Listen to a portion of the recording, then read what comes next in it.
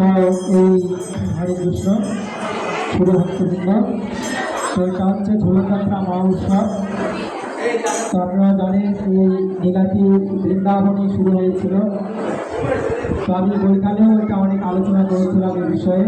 তো আমি খুব সংক্ষেপে অল্প 10-15 মিনিট পাঠ দেব। খুব মন দিয়ে খুব সুন্দরভাবে আপনারা এই ভগবানের কথাগুলো শুনবেন, লীলাবিলাস। তো খুব গুরুত্বপূর্ণ এই পবিত্র ঝোলযাত্রা তিথি। এই শাস্ত্রে বলছে রথে চ বামুনি দোলে চ গমনি, অর্থাৎ শাস্ত্রে আছে ভগবান শ্রী গোবিন্দকে দোলনায় এবং রথে আহরণকালে এবং নৌবিহার কালে যদি কেউ দর্শন করে তাকে আর এই জগৎজগতে আসতে হয় না, স্ত্রী তো তাকে আর এই জগৎজগতে আসতে হয়। এটা অত্যন্ত গুরুত্বপূর্ণ। এই জন্য এই লীলাটা বৃন্দাবনী যে সখীরা ছিল তারা এই লীলাটি করেছিলেন, এবং এই লীলাটি একটি বিশেষ তাৎপর্য হচ্ছে ভক্তদেরকে আনন্দ দান করা। কী দান করা? ভক্তদেরকে আনন্দ দান করা। এটা হচ্ছে ভগবানের ইচ্ছে। তা ভগবান তার ভক্তকেই শুধু আনন্দ দান করেন তাই নয়, ভক্ত নিজেও ভগবানের অপ্রাকৃত সেবা করে যেমন আনন্দ লাভ করে, এবং ভক্তরাও তেমনি ভগবানের এই অপ্রাকৃত সেবা করে তারা আনন্দ লাভ করে। তো আমি ধন্যবাদ জানাচ্ছি যারা গত কয়েকদিন যাবৎ এই ঝোলযাত্রা অত্যন্ত সুন্দরভাবে সাজিয়েছে। কারণ শাস্ত্রে আছে ভগবানের যে কোনো সেবায় অত্যন্ত গুরুত্বপূর্ণ। সেই ভগবানের পুষ্পচরণ থেকে শুরু করে মন্দির মাধ্যম ঝাড়ু প্রত্যেকটা সেবায়। তো এই যে যারা এই কষ্ট করে গত কয়েকদিন যাবত এই রথ ঝোলযাত্রা সাজিয়েছেন, তো ভগবানের তারা অশেষ কৃপা লাভ করবে। শুধু তাই নয়, যারা এই ঝোলযাত্রা এসেছেন, যারা এই ঝোলযাত্রা দর্শন করছেন, বা যারা ঝোলযাত্রায় ভগবান শ্রী রাধা গোবিন্দকে দোল দিচ্ছেন, তারাও এই অপ্রাকৃত আনন্দ লাভ করছেন। তো এটা অত্যন্ত গুরুত্বপূর্ণ। সেই জন্য আমি এটা বৃন্দাবনে একটা লীলা আমার খুব মনে পড়ছে।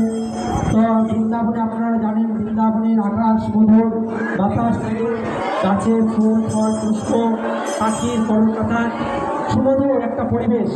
বিশেষ করে এই এটা কী মাস? শ্রাবণ মাস অত্যন্ত গুরুত্বপূর্ণ। তারপরে আপনারা যারা এই মাসের হরে কৃষ্ণ সমাচার আপনাদের গৃহে যাদের দিয়েছে আমাদের ভক্তরা মাসিক গুপ্ত সেবায়, তো প্রত্যেকেই এই দেখবেন যে ঝোলযাত্রা মহিমাটা সেখানে দেওয়া আছে, এবং অন্যান্য জায়গাতে আরও ভীষণভাবে এই ঝোলযাত্রার মহিমাটা আলোচনা করা হয়েছে। তো এটা আমি সেই গ্রন্থ থেকেই কিছু বলবো, তারপরে আমি আমার আলোচনা আজকে প্রথম দিন শেষ করব। কারণ একটা বিশেষ করে পারস্পার্শ্বিক বা এটাকে কী বলে, একটা বিভিন্ন একটা এটাকে কী বলে, তো এখানে বলছে শ্রাবণ মাসের শুক্লপক্ষে একাদশী পবিত্র রূপিণী একাদশী। তো এই পূর্ণিমা অবধি শ্রী রাধা গোবিন্দের ঝোলযাত্রা শুরু হয়। তো দোলন উৎসব শুরু করে ভক্তগণ অপ্রাকৃত আনন্দ লাভ করে। তো এটা ভক্তরা আনন্দ একটা আছে, সেটা ভক্তরা এই আনন্দ লাভ করেন। তো বলছে মুখ্য শুক্ল পৃথিবীতে শ্রীহরির উপযুক্ত স্থান নয়, তাই যমুনা দেবী এই ভূমিকে প্রাণবন্ত করে তোলেন। যমুনা দেবী এই ভূমিটাকে প্রাণবন্ত করে তোলেন। তাই এখানে বলছে প্রকৃতি ধারণ করে ঘন সবুজ শ্যামল রূপ, আর যোগমায়া দেবী ঝোলন যাত্রা ঝোলন দোল রচনা করলেন। তাহলে যোগমায়া এই ঝোলযাত্রা সৃষ্টি করলেন। তারপর ভগবান শ্রী শ্রীমতী রাধারানীর সঙ্গে শ্রী গোবিন্দকে দোলায় আহ্বান করে করবার প্রত্যক্ষ ব্যবস্থাপনা করেন। আর গোপীগণ সুন্দর সুন্দর গাড়ি সহকারে মধুর ছন্দে দোলায় যোগ দিতে থাকে।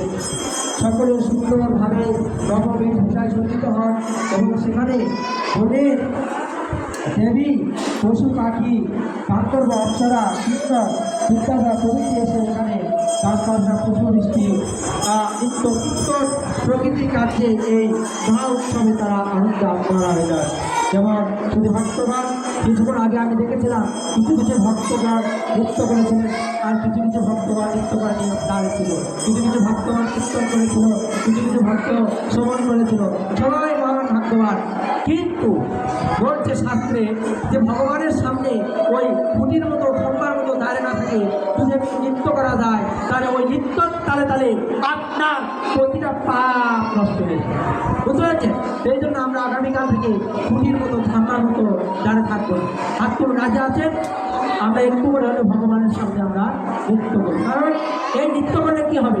নৃত্য করলে গাছের নিচে যেমন হাততালি দিলে কি হয়, পাখি উড়ে চলে যায়, তেমনি ভগবানের সামনে এটা শাস্ত্রে আছে, যতবার আপনি নৃত্য করবেন ততবার পদধ্বনি যখন হবে ওই পদধ্বনির তালে তালে আপনার দেহে সমস্ত প্রাণ ঘুরে যাবে। আর শাস্ত্রে বলছে বৈষ্ণব যেখানে নৃত্য করে তার 10 মাইল তীর্থ ধামে পরিণত হয়ে যায়। এটা খুবই গুরুত্বপূর্ণ, খুবই গুরুত্বপূর্ণ। সেই জন্য অনেকেই এই নৃত্য কীর্তন করে না। আবার আমি দেখলাম, আমি কীর্তন করলাম, আমি অনেক লক্ষ্য করে দেখলাম অনেকেই কীর্তন যাচ্ছে না, মনে করছে এটা তার ভাসুরের নাম, মানে ভাসুরের নাম বলা যায় না এরকম।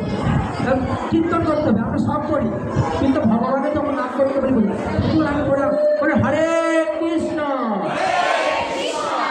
এখন কেমন হচ্ছে আমার বলে হরে কৃষ্ণ কৃষ্ণ কৃষ্ণ হরে হরে হরে রাম হরে রাম রাম রাম হরে হরে। এইভাবে এই যে কলিযুগ, আমরা এই কলিযুগে এই ধন্য কলিযুগে আমরা এই হরে কৃষ্ণ মহামন্ত্র কীর্তনের মাধ্যমে সমস্ত অশুভ শক্তিকে আমরা নাশ করতে পারি। হ্যাঁ, আমি কিছুক্ষণ আগে দেখলাম আমাদের কুমিল্লা ইস্কন মন্দির, সেখানে তারা রাজপথে হাজার হাজার ভক্ত নিয়ে দেশ জাতি সাম্প্রদায়িক মঙ্গল কামনায় তারা হরিনাম করছে। কেন? চাঁদকাজি মহাপ্রভুকে কীর্তন করতে নিষেধ করেছিল, মৃদঙ্গ ভেঙে দিয়েছিল। তখন কী করলেন গৌরাঙ্গ মহাপ্রভু? কী করলেন? হাজার হাজার মশাল নিয়ে আর 500 মৃদঙ্গ নিয়ে হরে কৃষ্ণ হরে রাম বলেন, হরে কৃষ্ণ হরে রাম হরে কৃষ্ণ হরে রাম। এই কীর্তন করতে করতে তারা সেখানে গিয়েছিল, আর ভয়ে চাঁদকাজি পালিয়ে দোতলায়, ওই দোতলার যে কি বলে ওটাকে তালা, ওর মধ্যে যা ঢুকেছিল। আর মহাপ্রভু বললেন আসেন আসেন, ভয় পেয়েছে। তো মহাপ্রভুকে বলছে মামা, নিমাই চাঁদকাজিকে বলছে মামা, তো এটা শুনে তার চাঁদকাজি বলছে কী ব্যাপার, আমি আমার কেমন করে ভাগনা হলাম? তা বলছে আমার মাতা নীলাম্বর চক্রবর্তী, তার দূর সম্পর্কে আপনি ওই তার আমার মা, তার আপনি সতী মাতার আপনি ভাই গ্রাম সম্পর্কে, তো সেই হিসাবে আপনি আমার মামা। তো এইভাবে অনেক আলোচনার মধ্যে দিয়ে এইভাবে চাঁদকাজিকে ভক্তে পরিণত করেছিলেন। হ্যাঁ, এই জন্য আমরা হরিনাম করবো, নিত্য হরিনাম কীর্তন করবো।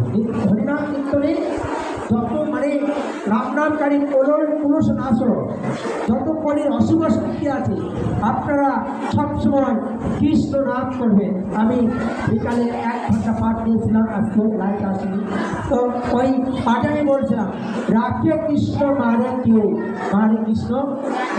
ভগবান যদি সহায় থাকে জগতে, আপনার পৃথিবীর এমন কোনো শক্তি আপনাকে চেক করে দেবে, আর পৃথিবী মানে কী বলে। সেই জন্য যাই হোক, আমি অন্য বিষয়ে বক্তব্য দিতে যাচ্ছি না, আমি আলোচনা শেষ করে দেবো এখনই। তো এখন একটু নীলা বলে আমি আলোচনা স্থির করে দিচ্ছি। তো এইভাবে বৃন্দাবনে ভগবান কৃষ্ণচন্দ্র এই সুন্দর একটা আয়োজন যোগমায়া করে দিয়েছে। যোগমায়া স্থির করে ধরে রাখবে। আরেকটা নিয়ে